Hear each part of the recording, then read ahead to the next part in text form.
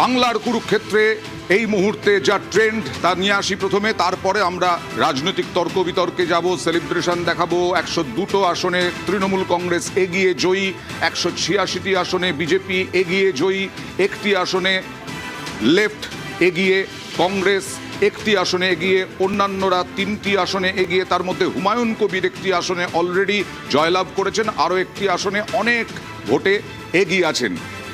এরপরে দেখুন বিভিন্ন জায়গায় গেরুয়া ঝড়ে স্টেশন বহরমপুরে বিজেপি ছিল, আবার বিজেপি জয়ী হলো।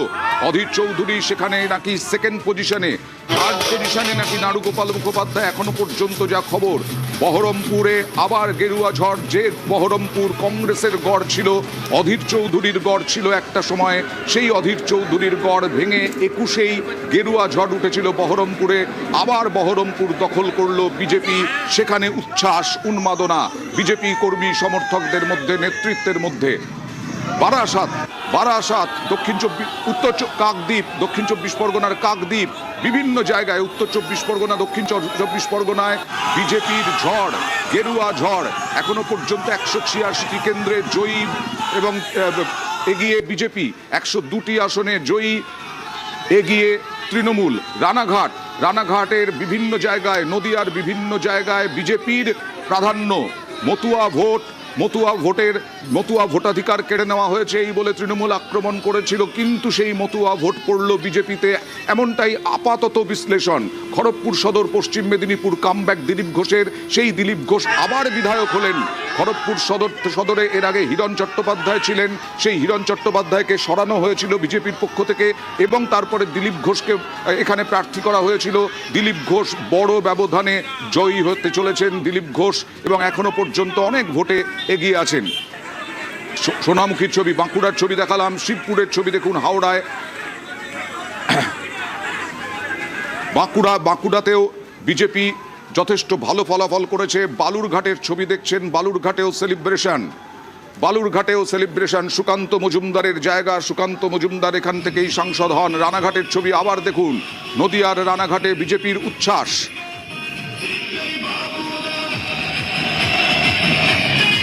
কালিম্পংয়ের ছবি দেখুন, পাহাড়েও জয়ী বিজেপি, সেখানেও সেলিব্রেশন চলছে। এখন 169টা আসনে বিজেপি এগিয়ে রয়েছে, 17টাতে জয়ী হয়ে গেছে অলরেডি বিজেপি। তৃণমূল কংগ্রেস 102-এ এগিয়ে এবং জয়ী, বিজেপি 186-তে জয়ী এবং এগিয়ে।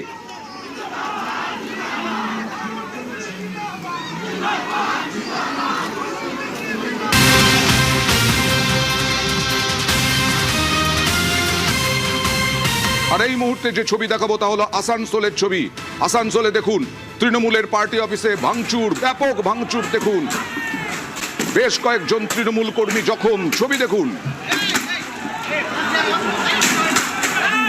ইট বৃষ্টি,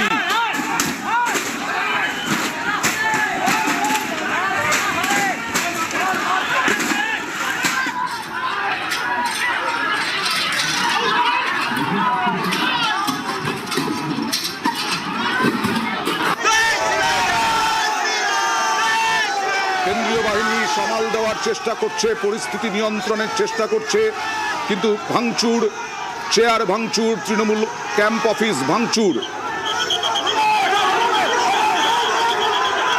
আসানসোলের ছবি দেখছেন,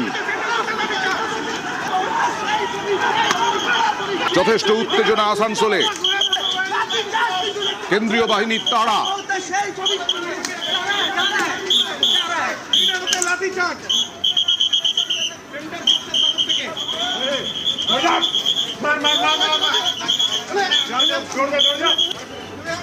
তাড়া করে পরিস্থিতি নিয়ন্ত্রণের চেষ্টা।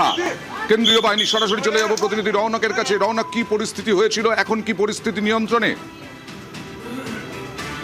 দেখো একেবারে আসানসোল কলেজ, এখানেই কিন্তু পশ্চিম বর্ধমানের 6টি বিধানসভা কেন্দ্রের গণনা হচ্ছিল এবং দেখা যায় ঠিক 1 ঘন্টা আগে যেটা তৃণমূল কর্মী সমর্থকদের অভিযোগ, বিজেপির একদল কর্মী সমর্থক তাদের ক্যাম্প অফিসে আসে এবং তাদের বেধড়ক মারধর করা হয় এবং ইতিমধ্যে 6 জন গুরুতর আহত, একজনের মাথা ফেটে গেছে।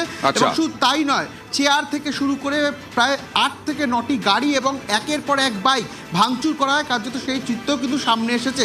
এবং পরবর্তীতে কেন্দ্রীয় বাহিনী গোটা এলাকায় রুট মার্চ করে এবং কেন্দ্রীয় বাহিনীকেও দেখা যায় যে যাতে জমায়েত সরাতে এবং অপ্রীতিকর পরিস্থিতি তৈরি না হয়, কার্যত অ্যাকশন মুডে লাঠিচার্জও করা হয় এবং দফায় দফায় কিন্তু আইনদা উত্তেজনা ছড়ায়। কেন্দ্রীয় বাহিনী আবার যখন ফিরে আসে তারপরে আবারও তাদের যে ক্যাম্প অফিস ভাঙচুর করা হয় এবং সেই ছবিও দেখা যায়। এবং সেই জায়গা থেকে দাঁড়িয়ে তৃণমূলে যারা রয়েছেন তারা বলছে যে কেন এখনই এই ধরনের ঘটনা ঘটবে এবং দেখা গেল যে কার্যত ইট বৃষ্টি এবং চেয়ার ভাঙা থেকে শুরু করে গাড়ি বাইক বিজেপি কর্মীদের তৃণমূলের উপরে ব্যাপক রাগ রয়েছে, ক্ষোভ রয়েছে, কারণ 2021-এর ভোট পরবর্তী অশান্তিতে বহু বিজেপি কর্মী খুন হয়েছেন বিজেপির দাবি। কিন্তু এই ভোট পরবর্তী অশান্তি কেউই চাই না আমরা বঙ্গবাসী হিসেবে, বাঙালি হিসেবে। বিজেপি নেতৃত্ব কিছু বলছেন? তাকে এখনো পর্যন্ত বিজেপি যিনি নেতৃত্ব রয়েছে তার সঙ্গে এই মুহূর্তে যোগাযোগ করা সম্ভব হয়নি, কিন্তু যারা কর্মী সমর্থকরা রয়েছেন তারা কিন্তু এই অভিযোগ কার্যত অস্বীকার করছেন। তাদের কথায় যে গণনা চলছিল, তারা তাদের একটা উচ্ছ্বাসের মুডে ছিল, সেলিব্রেশন মুডে ছিল, সেই জায়গায় দাঁড়িয়ে কারা গিয়ে ওখানে আক্রমণ করেছে তারা বলতে পারছে না। কিন্তু তৃণমূলের যে স্পষ্ট অভিযোগ এবং যে ছবি, তৃণমূলের অভিযোগ, কিন্তু বিজেপি অভিযোগ অস্বীকার করছে। এবার চলে যাব ঘাটালে, মনসুকায়। সেখানেও দেখুন, ঘাটালের ছবি দেখুন, সেখানেও তৃণমূলের অফিস ভাঙচুরের অভিযোগ বিজেপির বিরুদ্ধে। তৃণমূলের পার্টি অফিস ফ্যান ভেঙে দেওয়া হয়েছে। কথা বলবো সুকান্তর সঙ্গে। সুকান্ত, বিজেপি কি বলছে এই রকম হামলা কথা অভিযোগ যখন উঠছে? দেখো বিজেপির, আমরা ঘাটালের যে বিজেপি প্রার্থী শীতল কোপাটের সাথে যোগাযোগ করেছিলাম, তিনি অবশ্য পরিষ্কার বলেছেন কর্মীরা যাতে কোনো উত্তেজনা আর বসে কোনো দুর্ঘটনা না ঘটায়, তারা কর্মীদেরকে তিনি সংযত হওয়ার নির্দেশ দিয়েছেন। কিন্তু বিক্ষিপ্ত তো একটি ঘটনা ঘটেছে বলে তিনি মেনে নিয়েছেন। ঘাটালের মনসুকা বরকতিপুর এলাকায় তৃণমূলের যে বুথ কার্যালয়, সেই কার্যালয় কিন্তু ভাঙচুর চালিয়েছে এবং সেখানে আসবাবপত্রে আগুন ধরিয়ে দেওয়া হয়েছে। শুধু ঘাটালের বরকতিপুর নয়, ঘাটালের আরো একটি জায়গায় যেখানে জলসরা তৃণমূলের পার্টি অফিস, সেখানেও কিন্তু ভাঙচুর চালানো হয়েছে। পুরো অভিযোগ কিন্তু তৃণমূল বিজেপির বিরুদ্ধে করছে। আর এই বিজেপির ঘাটালের যে বিজেপির প্রার্থী অর্থাৎ শীতল কোপাট, তিনি অবশ্য কর্মীদেরকে সংযত হতে বলেছেন। তিনি বলছেন বিজেপির দল এইভাবে প্রতিহিংসা পরায়ণ কাজ করতে পারে না।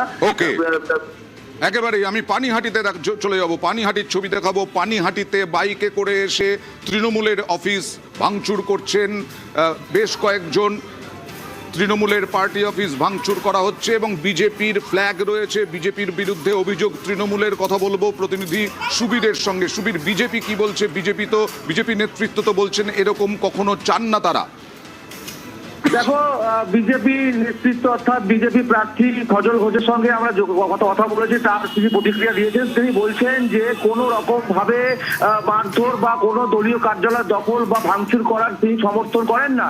পাশাপাশি তিনি বলছেন যদি তাদের দলের কেউ এই ঘটনার সঙ্গে জড়িত থাকে তাদের বিরুদ্ধে আইনানুগ ব্যবস্থা নেওয়া হবে, এমনটা জানাচ্ছেন ফজল ঘোষ। শুধু পানিহাটির চিত্র নয় অয়নদা, পানিহাটি পৌরসভার 19 নম্বর ওয়ার্ডের কার্যালয় বাইক বাহিনী এসে তাণ্ডব চালিয়ে ভাঙচুর করার পাশাপাশি কামারহাটি মোড়ে যে ইউনিয়ন অফিস রয়েছে তৃণমূল আইএনটিটিউসির, সেই ইউনিয়ন অফিসের সেই অটোতে পরপর অটোতে ভাঙচুর চালানো হয়। তৃণমূল কার্যালয়ে অগ্নিসংযোগ করা হয়। বড়নগর পৌরসভার 15 নম্বর ওয়ার্ড সহ বিভিন্ন ওয়ার্ড, অত 1 নম্বর ওয়ার্ডে মহিলা কর্মীদের বাড়িতে ধারালো অস্ত্র নিয়ে গিয়ে তাদেরকে হুমকি, তাদের বাচ্চা এবং বয়স্ক বাবা মাকে হুমকি দেওয়া হচ্ছে।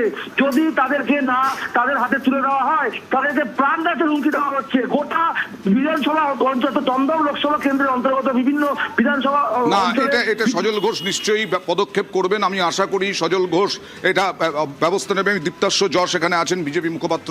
আমি বলবো যে নিশ্চয়ই 2021-এ আপনারা বারবার অভিযোগ করেন যে তৃণমূলের দাপটে, তৃণমূলের হামলায় বহু কর্মীর মৃত্যু হয়েছে, খুন হয়েছেন, কিন্তু তৃণমূলের মুদ্রার এপিঠ আর ওপিঠ তো বিজেপি হতে পারে না।